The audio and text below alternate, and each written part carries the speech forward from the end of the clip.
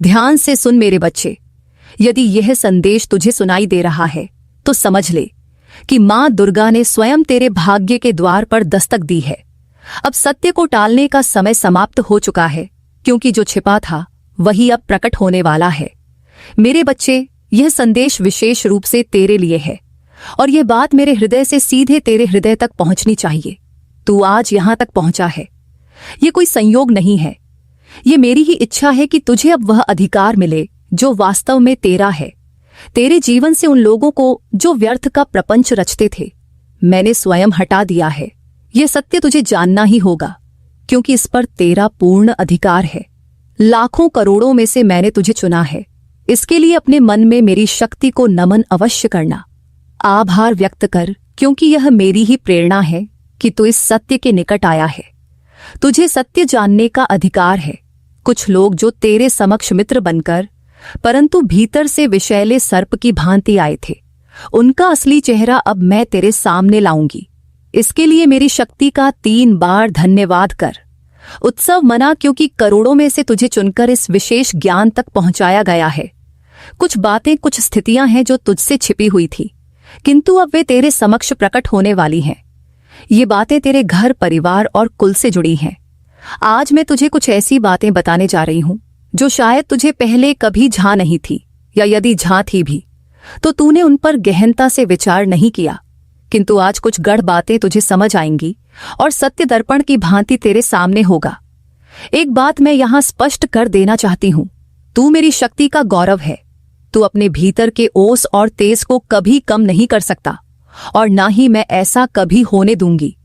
किसी में इतना साहस नहीं, किसी की इतनी सामर्थ्य नहीं कि वह तेरे तेज को क्षीण कर दे, तुझे अंधकार में धकेल दे, तुझे पथ भ्रष्ट करे, तुझे भ्रमित करे या तुझे पूरी तरह तोड़ दे।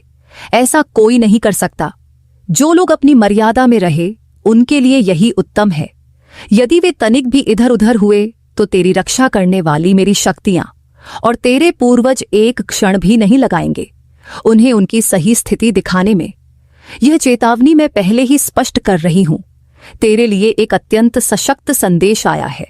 तू उस शक्ति का अभिमान है जिसकी तू पूजा करता है, जिसके लिए तू मंत्र, ध्यान, साधना या पूजा पाठ करता है, जिसे तू अपने हृदय मंदिर में बसाए रखता है। तू अपने तेज को मलिन नहीं कर सकता, यह मुझे स्वीकार नहीं होगा।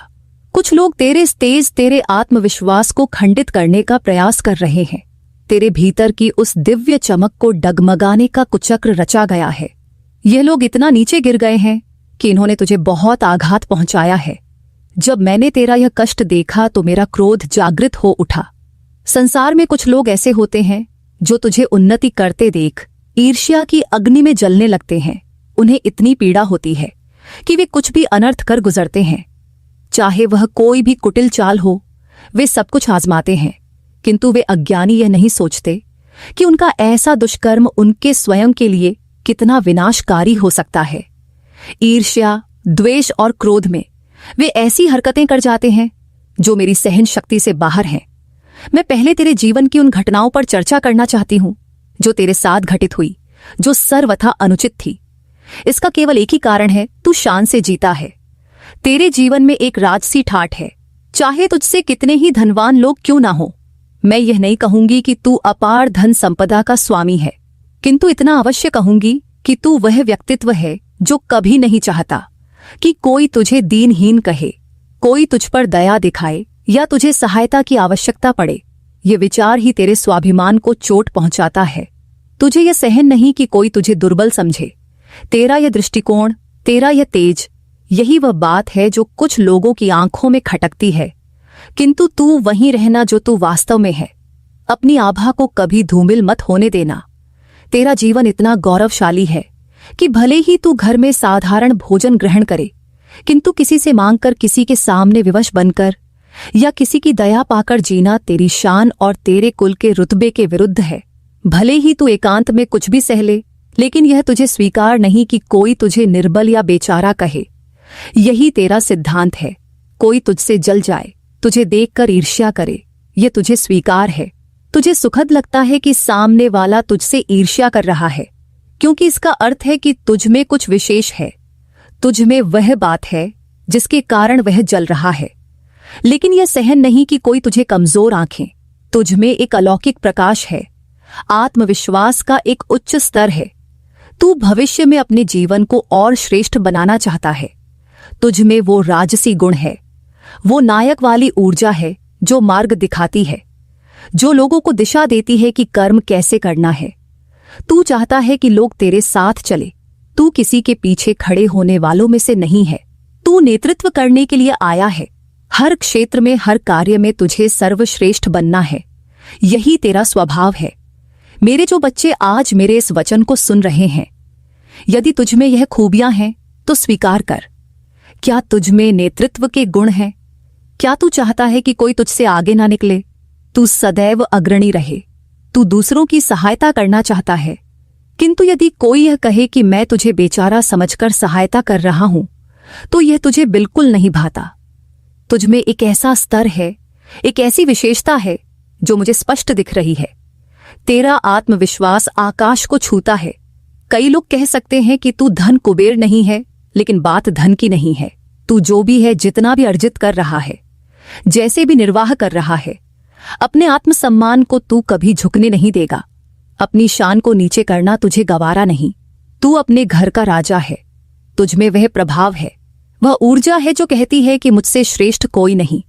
यह अहंकार नहीं, अपितु यह स्वाभिमान है कि कोई तुझ पर दया ना दिखाए या तुझे दुर्बल ना कहे।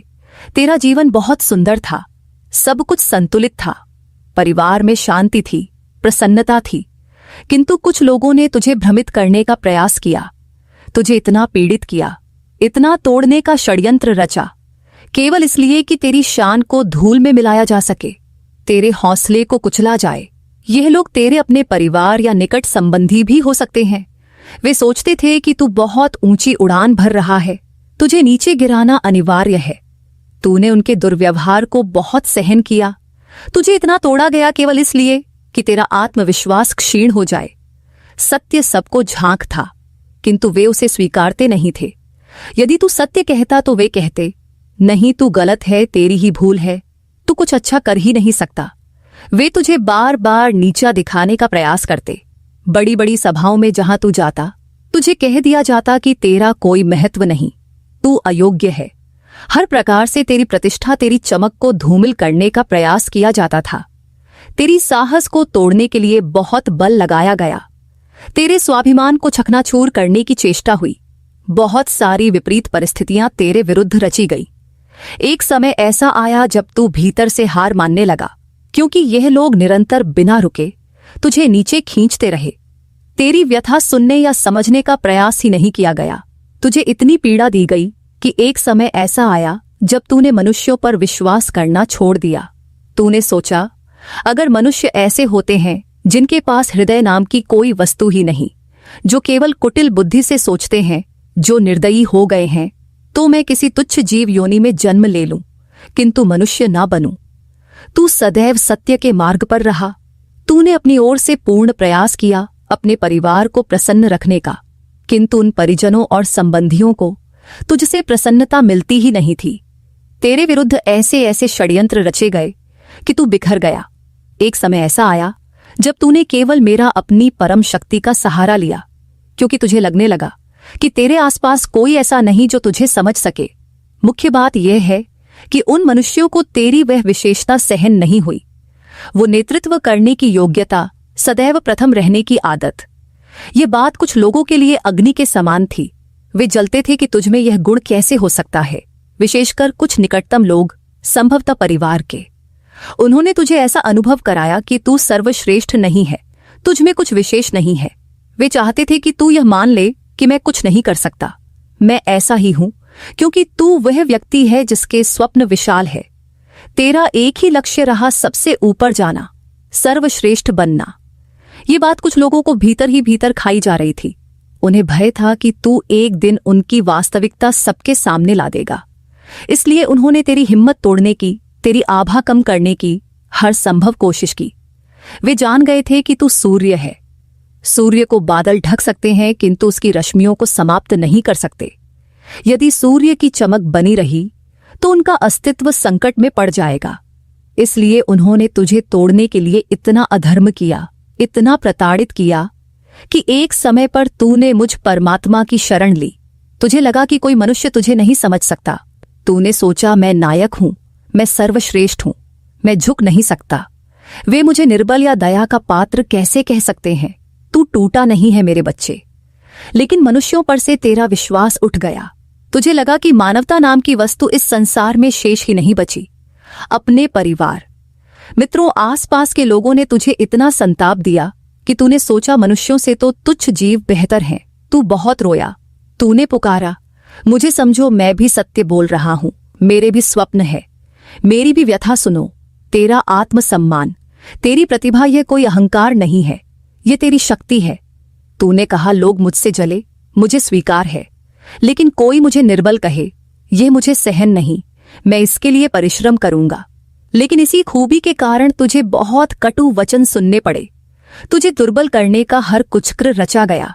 तू इतना रोया कि एक दिन तू मेरे अपनी मां के सामने टूट गया।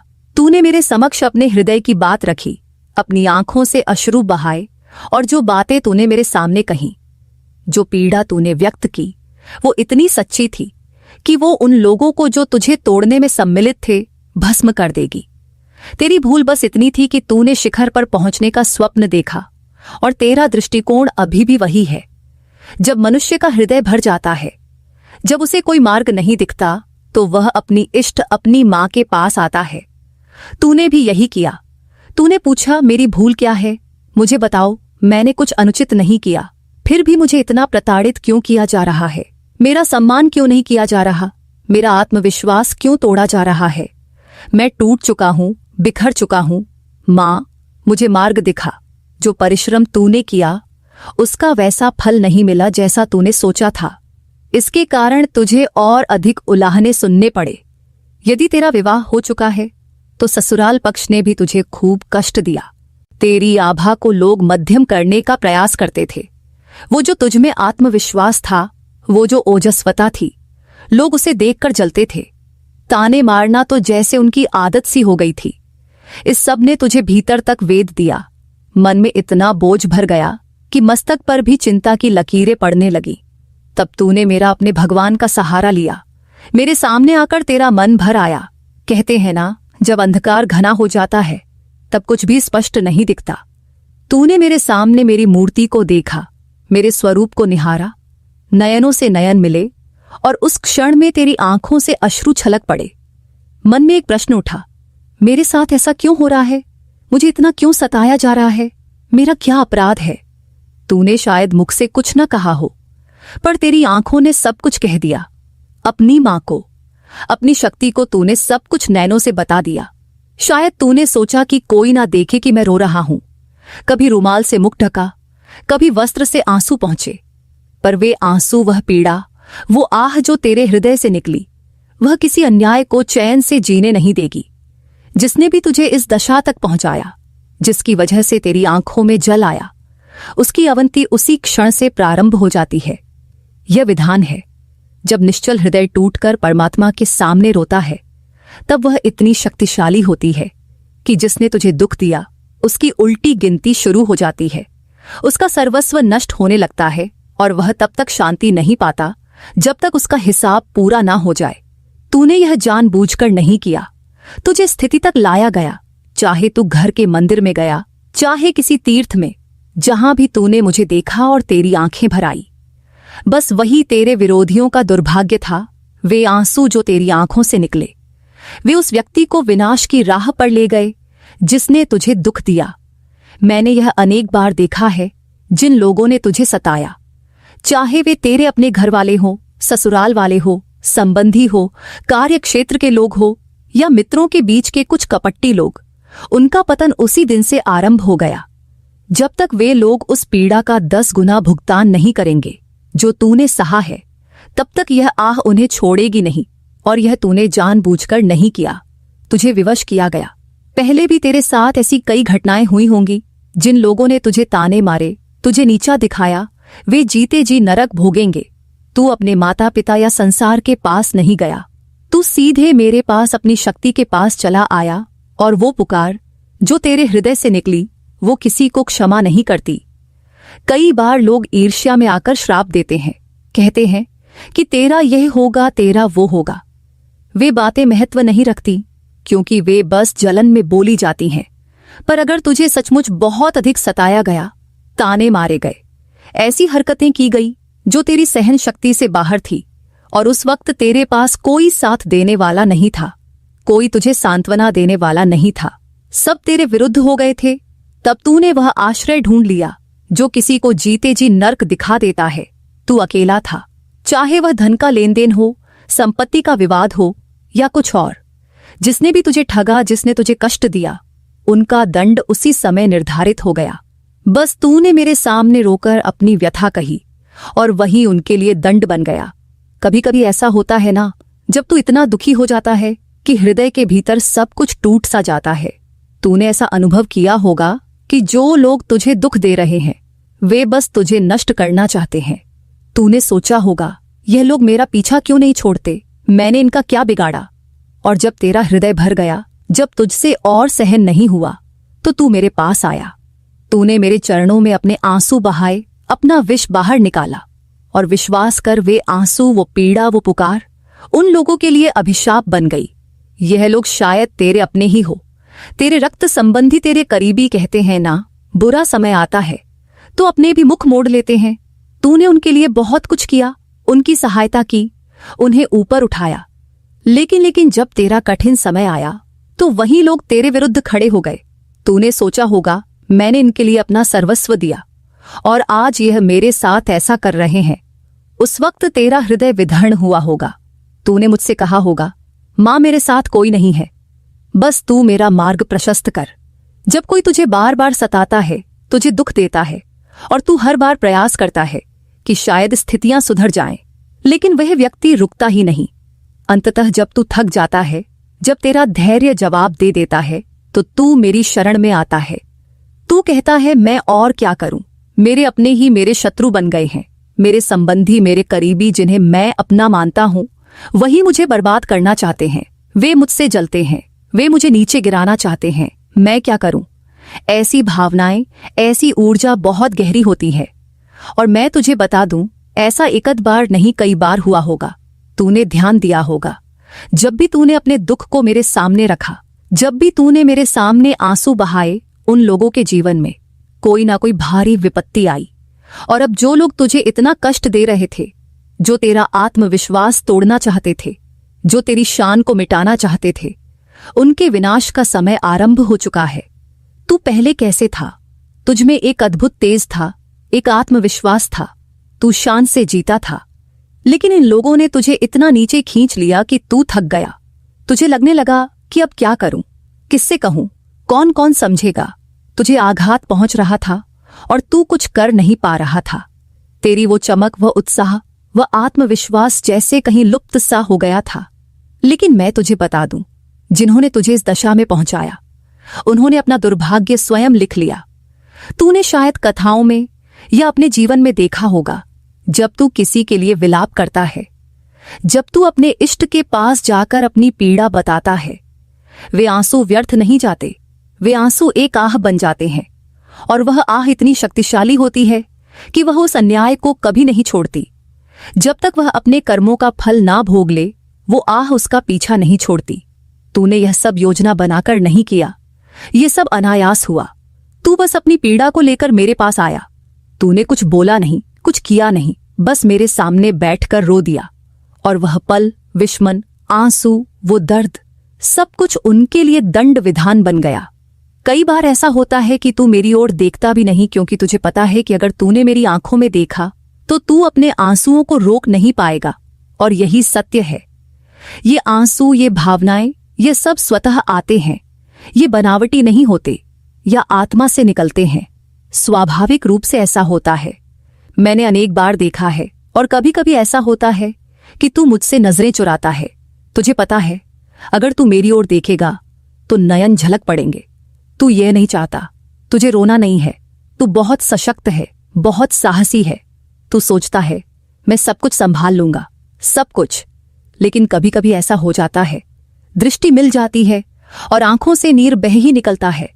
फिर मन इतना हल्का हो जाता है, ऐसा लगता है जैसे भीतर से एक वाणी आ रही हो, कोई बात नहीं, सब ठीक हो जाएगा, मैं हूं ना, वो भीतर की शक्ति, वो आत्मा की आवाज, वो मेरी ही आवाज होती है। वो बार बार कहती है सब शुभ होगा, सब मंगल होगा, सब ठीक हो जाएगा। उस वक्त तू बस रो पड़ता है। मेरी ओर देखते ही आंसू आ जाते हैं और भीतर से आश्वासन मिलता है और सचमुच सब ठीक भी हो जाता है। फिर तेरे भीतर एक दिव्य शक्ति जागती है, एक आत्मविश्वास आता है जो बिल्कुल अलौकिक होता है। तब आभास होता है कि कोई हो ना हो, ब्रह्मांड की जो आदि शक्ति है वो मेरे साथ है। मेरी माँ मेरे साथ है, मेरे दिव्य माता पिता मेरे साथ है। और चाहिए क्या, जो भी आज मेरे संदेश तक पहुंचे हैं, तूने भी शायद ऐसा कई बार अनुभव किया होगा। तेरे साथ भी ऐसी कई घटनाएं हुई होंगी। अगर किसी ने तेरे साथ कुछ अनुचित किया तो समझ ले, उन्होंने अपनी ही कब्र खोदी है, उन्होंने अपने लिए ही संकट चुने हैं। जीते जी उन्हें इसका कर्म फल मिलेगा। तुझे कुछ करने की आवश्यकता नहीं, बस मेरा स्मरण कर, मेरा धन्यवाद कर। मैंने तुझे और वज्र जैसा मजबूत बनाया है। तू मेरी शान है, तेरा प्रकाश कोई कम नहीं कर सकता। किसी में इतनी हिम्मत नहीं औकात की तेरे प्रकाश को मंद कर सके। तो यह मेरा अभय संदेश है। अपनी इष्ट शक्ति के प्रति कृतज्ञता अवश्य दिखा, मन में धन्यवाद कह। अपने सच्चे मित्रों, परिवार के उन सदस्यों को जो सदैव तेरे साथ ढाल बनकर खड़े रहते हैं, उनके साथ यह संदेश अवश्य बांट। ये सत्कर्म है। जितना तू शुभ करेगा उतना ही शुभ तेरे पास लौट कर आएगा। देखना अब अकस्मात तेरे जीवन में क्या क्या मंगल होने वाला है। अब थोड़ा अपने लिए जी, अपने समय को अपने लिए रख। बहुत से लोग हैं जो तेरे समय के पात्र ही नहीं, उनके लिए क्यों व्याकुल होना, जाने दे उन्हें। मैं पुनः कहती हूं, अपना समय अपने लिए रख। अगर मेरे बच्चे तूने इस वाणी से यहां तक सुना है तो मां जरूर लिख कर जाना।